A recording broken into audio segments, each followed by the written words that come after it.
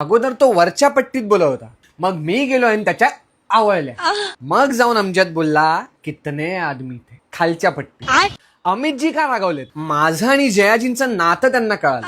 त्यांना प्रश्न पडला की हा जयाच्या एवढ्या जवळ कसा. म्हणून एक दिवस अमितजींनी मला सहजच कॉल केला आणि म्हणाले, बैंक चौथ तेरी माँ का भोसा, रिश्ते में तो हम तुम्हारे बाप लगते और तू साले मेरे बेबी से ही नाता जोड़ रहा है. पण ठीक आहे, हे त्यांचं मत आहे, ते आमच्या नात्याला समजू नाही शकत. साधारण 1992 ची गोष्ट आहे. एक दिवस सेटवर मला माझ्या बगलेत खाज आल्याने मी आपला सहज हात वर करून खाजवत होतो. शाहरुखने ती स्टाईल बघितली आणि कॉपी केली. शाहरुख पोस्ट करतो ते ठीक आहे, त्याला काही आक्षेप नाही, पण बगलेत खाजवण्याचा अनुभव जो माझ्या मागे होता तो त्याच्या मागे नव्हता. अहो एवढंच काय, रोहित शर्माला वडापाव खायची सवय मी लावली. विचारा का? कारण माझ्या आवडीचे चमचमीत पदार्थ मी नेहमी खातो. बनवा बनवीमध्ये लक्ष उगाच एडिशन घेत होता. मग मी म्हटलं, अवकाळीत राहायचा आणि तो राहायचा तो. दोन भावांच्या युतीबद्दल तुमचं काय मत आहे? युती होईल ना, पण मी सांगितलं तरच, त्याशिवाय नाही.